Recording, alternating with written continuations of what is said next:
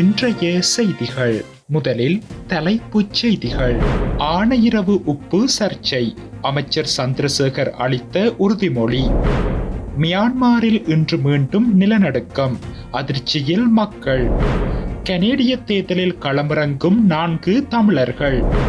வைத்தியசாலையில் விசேட வைத்தியர் மீது தாக்குதல்.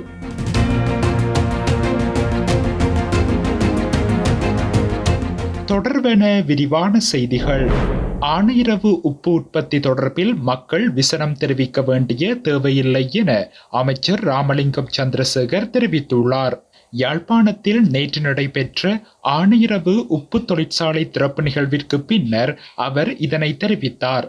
அவர் மேலும் தெரிவிக்கையில், இந்த பெயரை கண்டவுடன் ஒரு சில அரசியல்வாதிகளும், ஒரு சில ஊடகவியலாளர்களும், ஒரு சில வலையொலி செய்பவர்களும் இதனை பெரிதுபடுத்துகின்றார்கள். இந்த உப்பளம் மூடியிருக்கின்ற பொழுது இதனை முன்னெடுப்பதா இல்லையா என்பது தொடர்பில் எந்தவித பேச்சுக்களையும் இவர்கள் பேசவில்லை. ஆனால் ஒரு உண்மை உள்ளது. இந்த உண்மையை நான் அந்த நிகழ்வின் மேடையிலேயே தெரிவித்தேன். அந்த ராஜலுணு எனும் பெயர் இதுவரை காலமும் பயன்படுத்தப்பட்ட பெயர். ஆகவே நாம் எங்களுடைய பாரம்பரிய பெயரான ஆணையிரவு உப்பு அறிமுகமாகி வெளிவரும். ஆகவே இது தொடர்பில் மக்கள் குழப்பமடைய தேவையில்லை. மக்களை குழப்பம் அடைய செய்ய சிலர் முயற்சிக்கின்றனர் என்பது நமக்கு தெரியும். இந்த நிகழ்வு முடிந்தவுடனே நாம் இது தொடர்பில் கதைத்தோம். தற்பொழுது தொழிற்சாலையை திறந்து வைத்துள்ளோம். சந்தைப்படுத்தல் வேலைகள் எதிர்வரும் மாதமளவில் ஆரம்பிக்கின்ற பொழுது அதன் பெயர் நிச்சயமாக மாற்றப்படும் என்று தெரிவித்துள்ளார். மியான்மரில் இன்று மீண்டும் நிலநடுக்கம் ஏற்பட்டுள்ளதாக வெளிநாட்டு செய்திகள் தெரிவிக்கின்றன. மியான்மரின் 2வது பெரிய நகரான மண்டலேயில் 5.1 ரிக்டர் அளவிலான நிலநடுக்கம் ஏற்பட்டதாக அமெரிக்க நிலநடுக்கவியல் மையம் அறிவித்துள்ளது. கடந்த வெள்ளிக்கிழமை மியான்மரில் ஏற்பட்ட பேரழிவு தரும் நிலநடுக்கத்தை தொடர்ந்து ஏற்பட்ட தொடர்ச்சியான நிலநடுக்கங்களில் இதுவும் ஒன்றாகும். நிலநடுக்கத்தை தொடர்ந்து மண்டலேயின் வீதிகளில் மக்கள் குவிந்துள்ளதாக தெரிவிக்கப்படுகின்றது. முன்னதாக கடந்த வெள்ளிக்கிழமை மியான்மரில் ஏற்பட்ட 7.7 ரிக்டர் அளவிலான நிலநடுக்கத்தால் ஏராளமான கட்டடங்கள் இடிந்து விழுந்து பல உட்கட்டமைப்புகள் சேதமடைந்தன.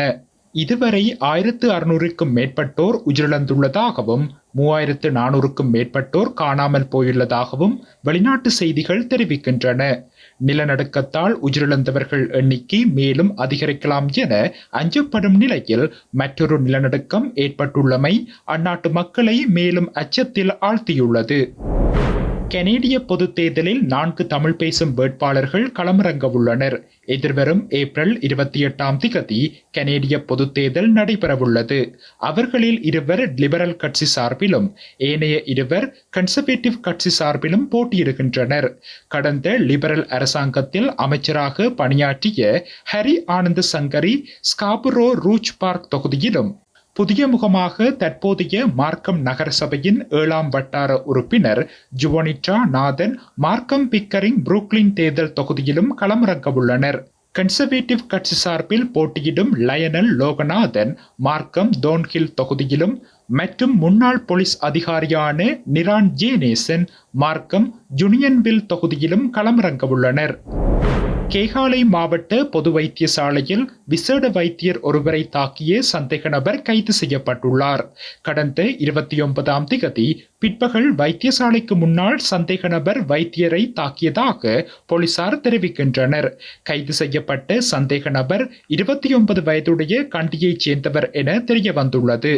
சம்பவத்தில் காயமடைந்த விசேட வைத்தியர் தற்போது கேகாலை மாவட்ட பொது வைத்தியசாலையின் தீவிர சிகிச்சை பிரிவில் சிகிச்சை பெற்று வருகின்றார். கைது செய்யப்பட்ட சந்தேக நபர் கேகாலை நீதவான் நீதிமன்றத்தில் ஆஜர்படுத்தப்பட்ட பின்னர் ஏப்ரல் 4 வரையில் விளக்கமறியலில் வைக்கப்பட்டுள்ளார். மேலும் சம்பவம் தொடர்பிலான மேலதிக விசாரணைகளை கேகாலை போலீசார் மேற்கொண்டு வருகின்றனர்.